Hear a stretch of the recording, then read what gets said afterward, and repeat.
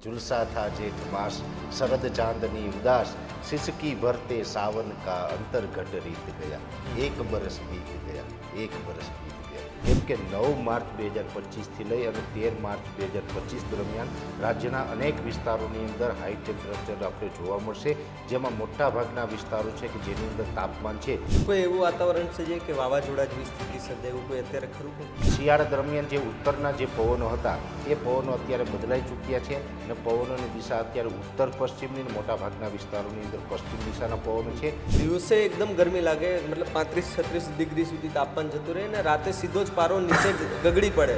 અત્યારે માર્ચ મહિનો ચાલી રહ્યો છે. માર્ચ અને એપ્રિલ આ બંને મહિના દરમિયાન જનરલી સાયક્લોનની સંભાવનાઓ હોતી નથી. નમસ્કાર, આપ જોઈ રહ્યા છો ન્યૂઝ રૂમ અને આપની સાથે હું છું ભાવિક. સતત બદલાતું વાતાવરણ, ક્યારેક ઠંડીનો અહેસાસ થતો હતો અને એવા જ સમયમાં અચાનક એવું વાતાવરણ થઈ જાય કે ભાઈ એકદમ ગરમી લાગવા માંડે, બીમારીઓ ફેલાઈ જાય. ઠંડી પૂરી થઈ ને હવે ગરમી શરૂ થઈ ગઈ છે અને હજુ તો ગરમી શરૂ થતાની સાથે જ ટેમ્પરેચર એટલું ઊંચું જઈ રહ્યું છે કે લોકો હવે છત્રીઓ અને પાણી ને બધું જ સાથે રાખવા માંડી ગયા છે. આજ વાત કરવી છે અને પરેશભાઈ ગોસ્વામી, હવામાન નિષ્ણાંત, એ પણ ન્યૂઝરૂમ સ્ટુડિયોમાં અત્યારે આપણી સાથે છે. પરેશભાઈ, ન્યૂઝરૂમમાં આપનું સ્વાગત છે. પરેશભાઈ, પહેલાં તો એ સમજવું છે કે ઠંડી હવે પૂર્ણ થઈ ગઈ છે, શિયાળો ગયો અને હવે ઉનાળો આવ્યો. ઉનાળાની શરૂઆતમાં જ એટલી ભયંકર ગરમી. ચોક્કસથી ભાવિકભાઈ કહી શકાય ને કે વર્ષ પૂરું થાય એટલે દર વર્ષે આ સિઝનમાં ઉનાળાની શરૂઆત થતી હોય છે. એટલે એક અટલ બિહારી વાજપેયીજીની એક કવિતા યાદ આવે છે કે ઝુલસા થા જેઠ માસ શરદ ચાંદની ઉદાસ સિસકી ભરતે સાવન કા અંતર ઘટ રીત ગયા એક બરસ બીત ગયા એક બરસ બીત ગયા. એક વર્ષ વીતી ગયું છે. ફરીથી આ ઉનાળાની સિઝન ચાલુ થઈ ગઈ છે અને આમ એવું પણ કહી શકાય કે મહા મહિનો પૂરો થયો અને ફાગણ આવ્યો, ફેબ્રુઆરી પૂરો થયો અને માર્ચ આવ્યો, શિયાળો પૂરો થયો અને ઉનાળો આવ્યો છે અને સાથે ગરમી લાવ્યો છે. એટલે આ ગરમીનો માહોલમાં આજે જોવા જઈએ તો અત્યારે એક હીટવેવનો રાઉન્ડ ચાલુ છે.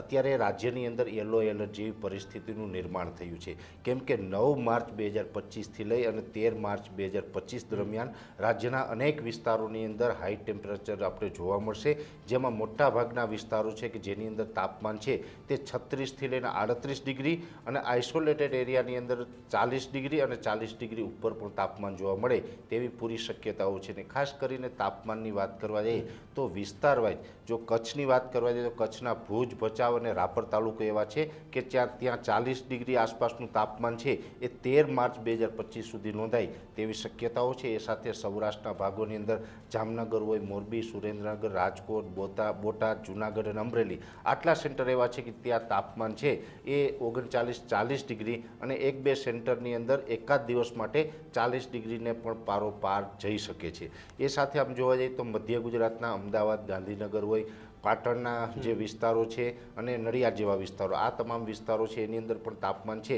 એ 40થી 41 ડિગ્રીની રેન્જમાં હાલ પૂરતું આપણે જોવા મળશે. ઉત્તર ગુજરાતના મોટા ભાગના વિસ્તારોની અંદર 36થી લઈને 38 ડિગ્રીની આસપાસ તાપમાન હશે, પણ ઉત્તર ગુજરાતના 3 સેન્ટર છે જેમાં ઈડર, પાટણ અને હિંમતનગર, આ 3 સેન્ટરની અંદર તાપમાન છે એ કદાચ 40 ડિગ્રી અથવા તો 40 ડિગ્રીની આસપાસ આપણે નોંધાય તેવી શક્યતાઓ છે. એકંદરે જોવા જઈએ તો જે વડોદરા અને જે મધ્ય ગુજરાતના જે દાહોદ, ગોધરા સાઈડના વિસ્તારો છે એમાં 35થી લઈને 37 ડિગ્રીની રેન્જમાં તાપમાન જોવા મળશે.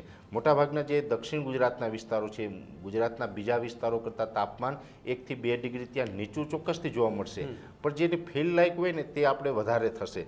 ત્યાં તાપમાન છે એ 35થી 37 ડિગ્રી હશે, પણ આપણે 40 ડિગ્રીનો અહેસાસ ત્યાં કરાવશે. એટલા માટે કરાવશે કેમ કે પવનોની દિશાઓ પણ બદલાય છે, ત્યાં ભેજવાળા પવનો આવી રહ્યા છે અને ભેજવાળા પવનોને કારણે ગરમી ઉકળાટનો માહોલ છે ત્યાં વધી ગયો છે અને 13 તારીખ સુધી આ ઉકળાટ છે એ કન્ટિન્યુ ત્યાં રહેવાનો છે. એટલે 36 ડિગ્રી તાપમાનમાં પણ આપણે અનુભવ છે 40 ડિગ્રી જેવો થાય તેવી શક્યતાઓ છે. આમ જોવા જઈએ તો જે હવાઓ છે શિયાળા દરમિયાન જે ઉત્તરના જે પવનો હતા એ પવનો અત્યારે બદલાઈ ચૂક્યા છે અને પવનોની દિશા અત્યારે ઉત્તર પશ્ચિમની અને મોટાભાગના વિસ્તારોની અંદર પશ્ચિમ દિશાના પવનો છે. એટલે એટલું કહી શકાય કે અરબ સાગર ઉપરથી જે પવનો આવી રહ્યા છે એ ભેજ લઈને આવી રહ્યા છે અને ભેજને કારણે દરિયાઈ કાંઠાના જે તમામ વિસ્તાર છે, પછી સૌરાષ્ટ્ર કચ્છ હોય કે દક્ષિણ ગુજરાતના દરિયાકાંઠાના વિસ્તાર હોય, દરિયાકાંઠાથી 50થી લઈને 70 કિલોમીટરનો જે એરિયા હોય એ વિસ્તારોની અંદર થોડુંક ઉકળાટ અને ગરમી જેવો માહોલ પણ વધારે જોવા મળે તેવી શક્યતાઓ છે. અને પવનની સ્પીડ આમ તો અત્યારે નોર્મલ છે,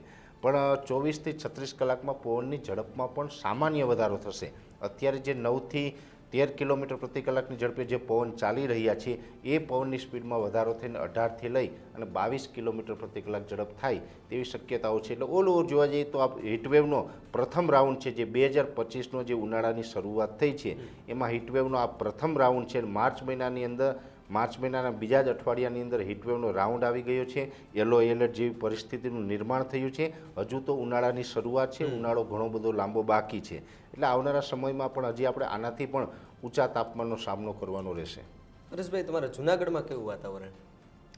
જૂનાગઢમાં આમ તો હવે ઉનાળાની શરૂઆત થઈ છે એટલે ઠીક છે કે અમદાવાદ કરતાં 1 થી 2 ડિગ્રી તાપમાન ત્યાં નીચું રહે છે, પણ અત્યારે ત્યાં ફીલ લાઇક છે ને એ પણ 37 ડિગ્રી ઉપરની ત્યાં આવે છે. એટલે ઉનાળા જેવો માહોલ ત્યાં પણ સર્જાયેલો છે અને ત્યાં પણ 23 તારીખ સુધી આપણે હાઈ ટેમ્પરેચરનો સામનો કરવાનો રહેશે.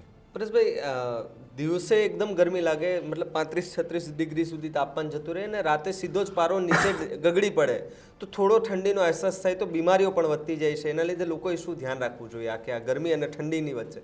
ભાવેશભાઈ, ખાસ કરીને ભાવિકભાઈ જોવા જઈએ ને તો ફેબ્રુઆરીના અંતમાં જે ડબલ ઋતુનો સામનો હોય છે, આ વર્ષે ઠીક છે કે માર્ચ મહિનામાં પણ આપણે ડબલ ઋતુનો સામનો કરી રહ્યા છીએ, જેને કહેવાય છે લઘુત્તમ અને મહત્તમ તાપમાનનું ડિફરન્સ. કે લઘુત્તમ તાપમાન એટલે કે રાત્રિનું તાપમાન છે એ નીચું જતું રહે છે. સામાન્ય રીતે જોવા જઈએ તો ઉનાળાની શરૂઆત થાય પછી લઘુત્તમ તાપમાન છે 18 ડિગ્રી કરતાં નીચે ન જવું જોઈએ, 18 પ્લસ રહેવું જોઈએ. અને જે મહત્તમ તાપમાન છે એ જ્યારે 35 ડિગ્રી પ્લસ થાય ત્યારથી જ આપણે ઉનાળાની શરૂઆત થઈ કહેવાય છે. એવી રીતે જોવા જઈએ તો અત્યારે મહત્તમ તાપમાન છે તો 35 ડિગ્રી કરતાં ઉપર છે, એટલે ઉનાળો વિધિવત રીતે શરૂ થઈ ગયો છે.